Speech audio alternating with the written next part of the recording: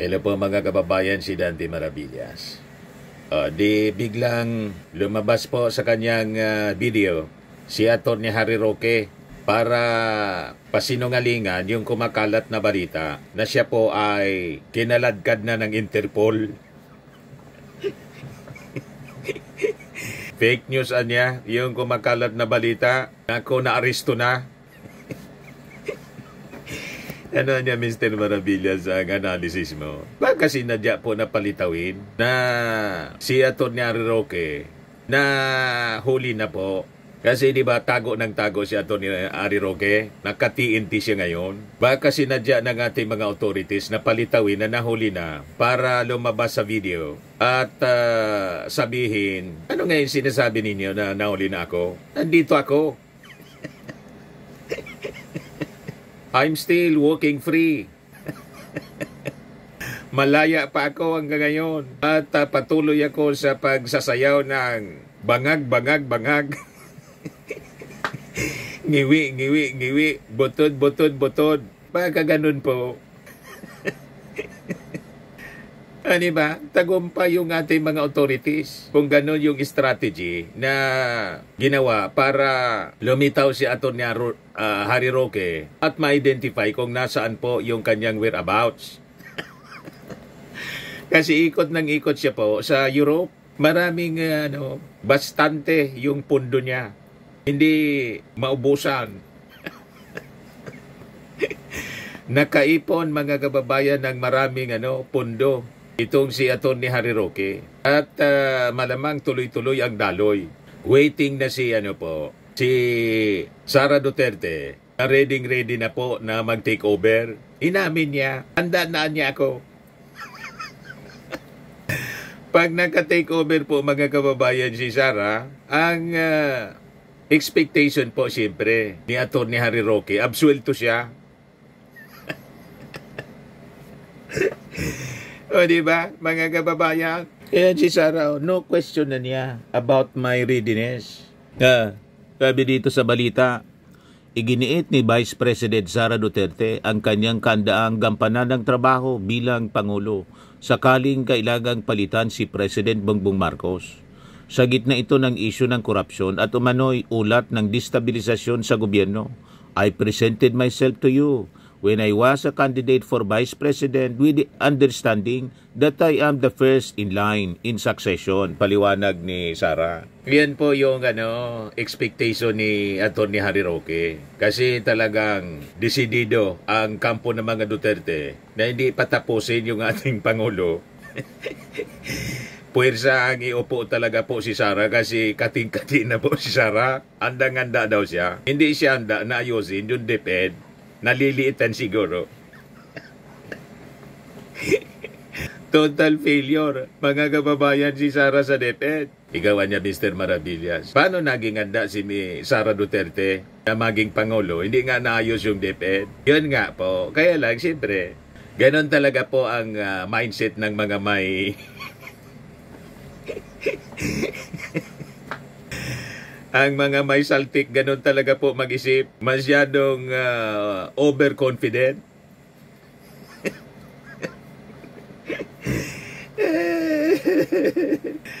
Normal po yan, mga kababayan. So ito yung balita kay Harry Roque. Sabi dito sa report ng Inquirer, Harry Roque blames high best friend for false arrest reports. Ayan po siya, Atty. Harry Roque. Parang kamukha na ni Mao Zedong. Hari Mao Zedong. Ano ba si Mao Zedong? Ganyan kung mag-aayos yung...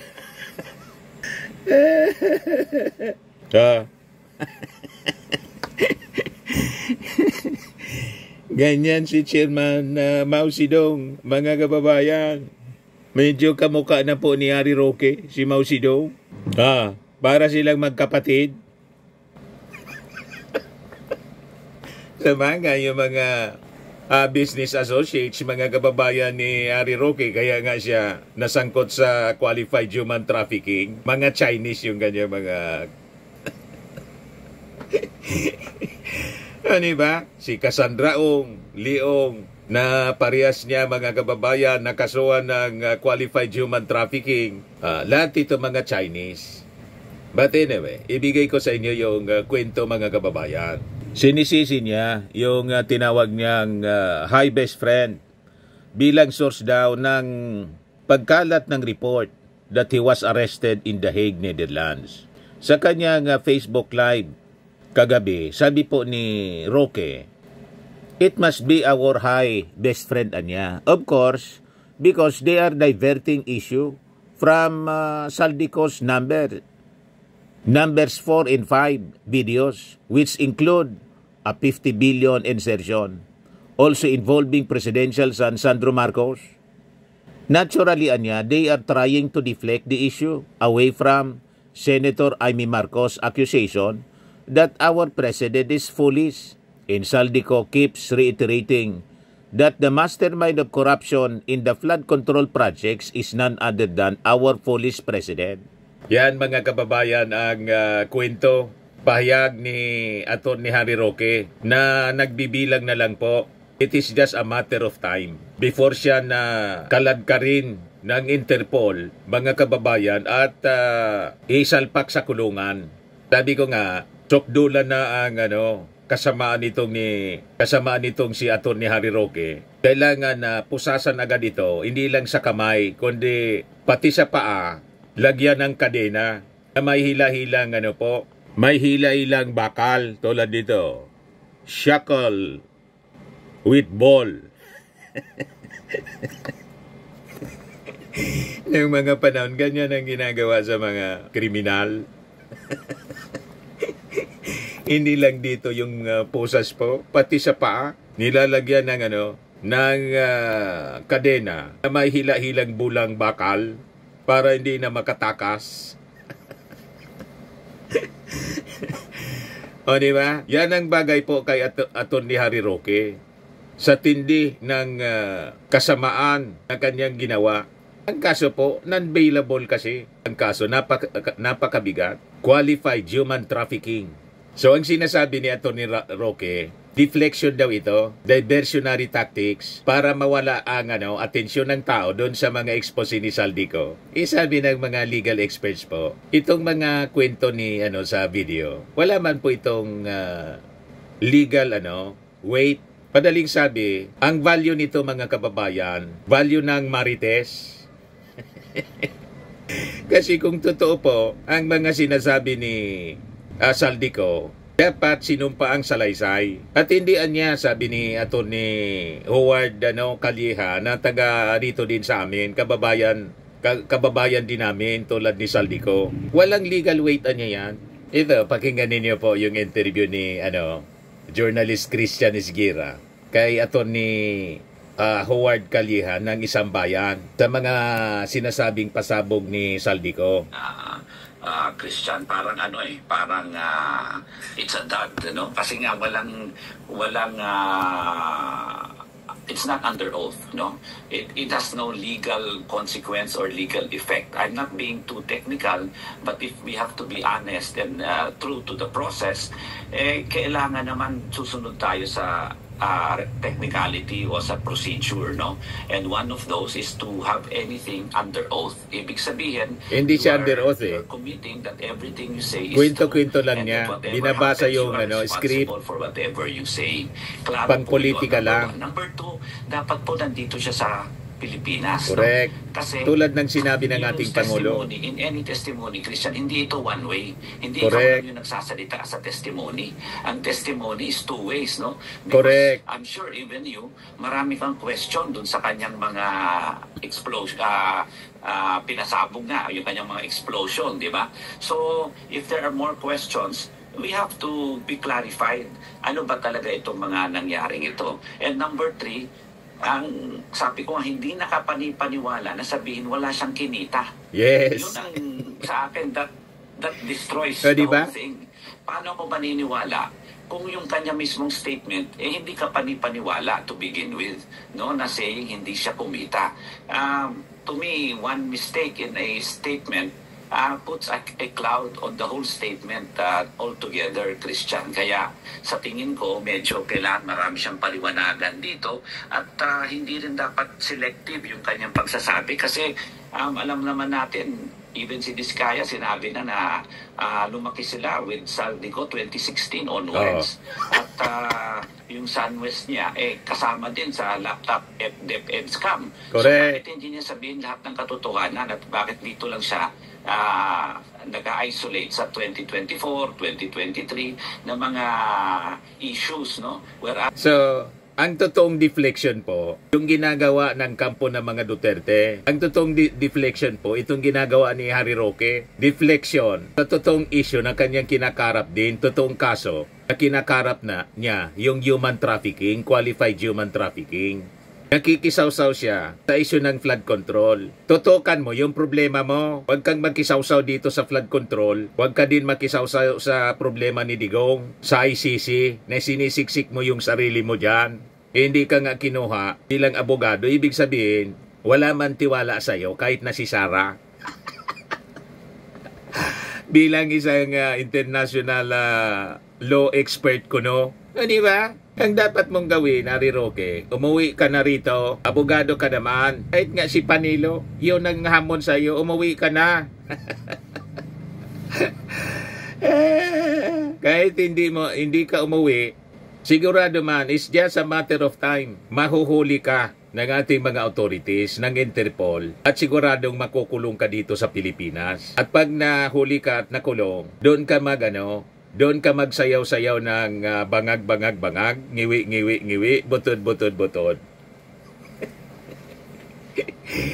O, di ba po? Kung ano pinagsasabi ni Atty. Roque. So, they don't want the attention on themselves. So, they look for a diversion. Sorry, but contrary to what you're spreading, I'll be eating again at a nice restaurant and not in prison as you claim. Hindi pa ngayon.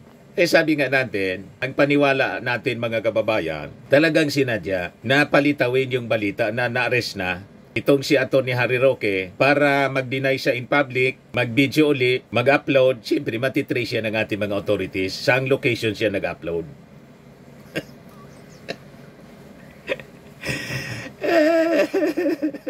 We have technology mga kababayan na pwedeng mag-track sa kanya sa social media. At siyempre, maliit lang naman po ang The Hague, Netherlands. Maliit lang siya.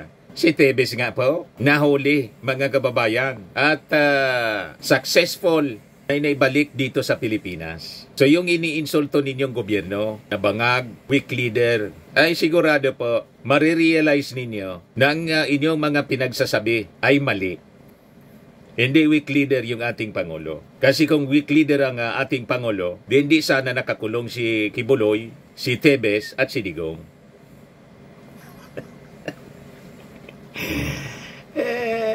Hindi lang po mayabang yung ating Pangulong Bongbong Marcos. At dinadala niya sa lahat legal ang pamamaraan, walang EJK, kundi binibigyan lahat ng due process. Di ba? Ganon ang ating Pangulong Bongbong. But anyway, pakinggan natin yung mga ablada ni Atty. Harry Roque. Ito siya. Yes. Na kaya ako pinababa talaga. Meron palang isang mukhang militar na pulis pala na Pilipino na maski bago pa ako pumasok ng eroplano, ay picture ng picture. Napansin na pala yun ng Police Netherlands. Okay. Kasi hindi ako dumaan sa usual way eh. Hinatid ako ng kotse, tapos pinakit ako ng eroplano, diretso na sa tube. Doon pa lang pala, meron na nag-picture sa akin na mukhang sundalo o pulis na Pilipino na naka-business class pa. So anyway, wala akong alam. In fact, ngayon ko lang nalaman ito. Ngayong nakalabas na ako ng airport at kakain, ngayon ko lang nalaman ito. Yan pala isang dahilan, kaya ako pinababa.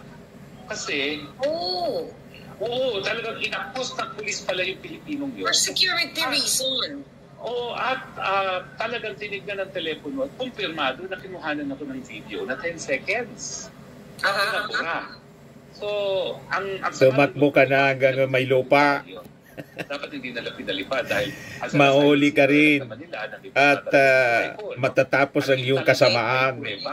na parang ang gobyerno natin ay talagang naglagay ng tao para subaybayan ko. Siyempre. Hindi ko alam kung ano pang plano nila kung ako'y nakarating ng Austria, no? Pero yun pala yun. After the fact, report sa akin. Wanted ka, siyempre. Susubaybayan ka, monitor ka, alangan man. Sundalong Pilipino, pero naka-business class na kuha ng larawan ko at merong video. At kinumpirma sa akin na tinignan ng telepono at merong 10-second video ng aking pagpasok ng aeroplano. Eh ako naman, iniisip ko naman, baka meron lang yun. No? Pero ang description is military looking na Pilipino. No? Well, anyway, Actually, yun, hindi bumaba ng aeroplano, tumuloy. Kaya pala, inabangan nila kung bababa rin yung Pilipino yun. Kasi nagtataka yan. Ito pa, yung kalagayan ng kanyang health daw. Pareho kong doktor ay nag-issue na certificate that I am unfit to fly. Ngayon, ang problema, yung immigration naman ng Netherlands, meron din silang doktor na nag-issue ng fit to fly. So ako, dahil masunurin naman ako, ayaw ko namang isipin nila na ako masunurin daw siya. Sumusuway sa mga otoridad dito sa Netherlands. Nung sinabi nila na ibubok nila ako ng flight, edi sabi ko, sige. So, nag-alsa balutan na ako, sinarado ko na yung aking apartment, at tuwan-tuwa pa nga ako na ang dami kong extra luggage na binayaran ng gobyerno ng Netherlands. So, sabi ko, wow, siguro mga 2,000 euros ang natipid ko dito. Kahit sila nagbayad lahat ng aking luggage. Euro mo, in Europe lang to, 23 kilos. Pero sa tulad, 50 kilo ata yung dala ko. Tapos meron pa ako pangatlong check-in luggage sa 4 na hand carry. No? Sabi ko, sunod yan, papunta na yung flight mo pa Pilipinas, pa Bilibid na.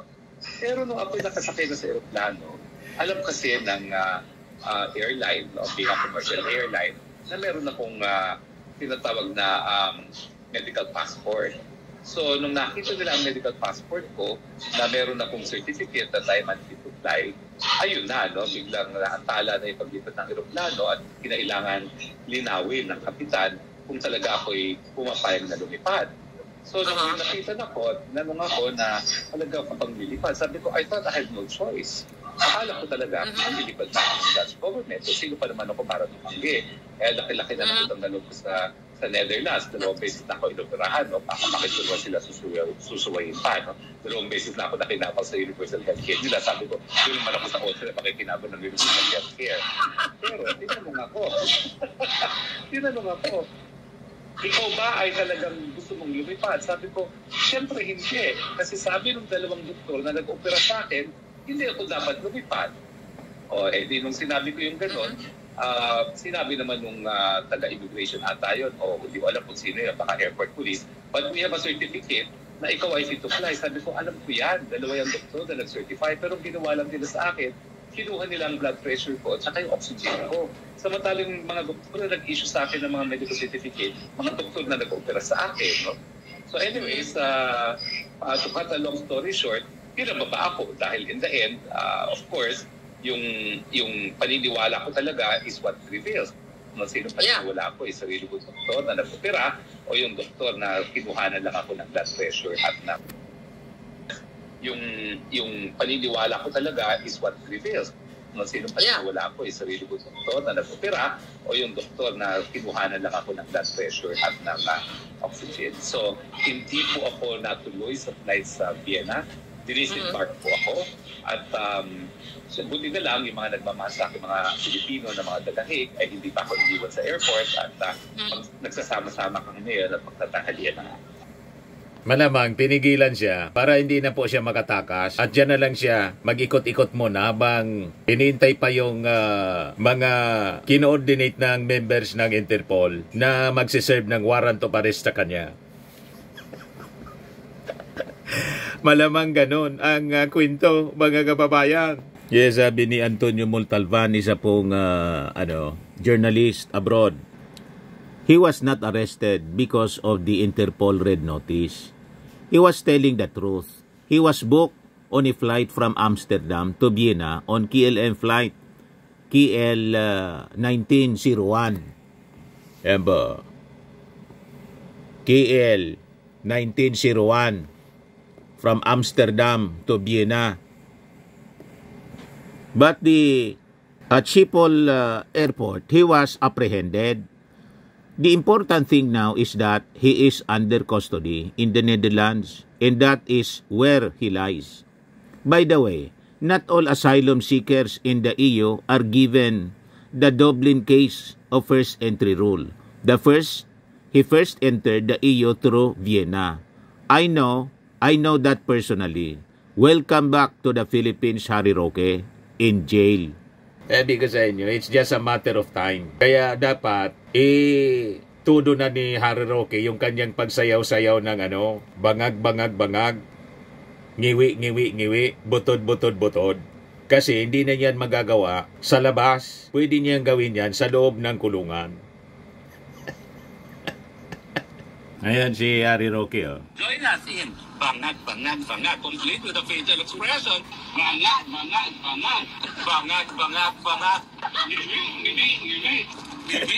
Ngiwi. Butod.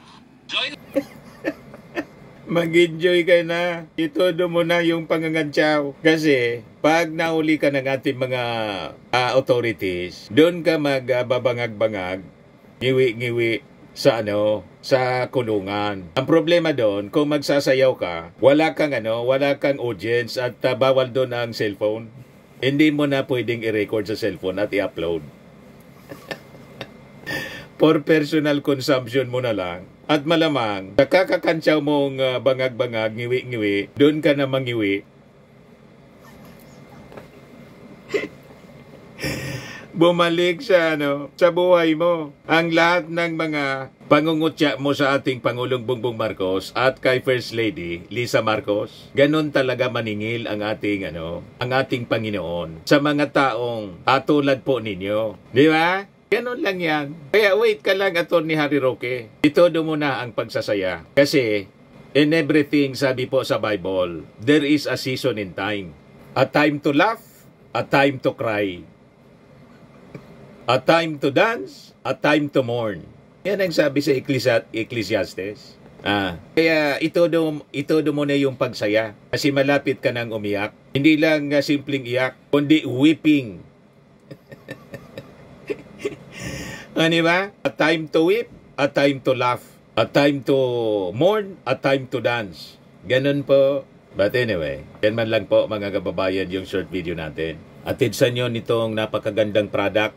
I am Worldwide Amazing Pure Organic Barley from Australia. Yung mga gusto po na mag-try nito, mag-message na lang po kayo sa akin sa Facebook account ko, Dante Maravillas. Lagi nating tatandaan, sa buhay, you become what you believe. Tulad ng nangyayari sa buhay ni Atty. Harry Roque, na siya man lang po ang naghukay ng kanyang sariling libingan. Ba? Sinira niya yung kanyang sariling buhay, tulad ni Digong, tulad ng mga Duterte, dahil sa kanila pong kasamaan. Ganon talaga yon. Yan ang buhay. That is life on earth. Ako po si Dante Maravillas. Bye-bye. God bless.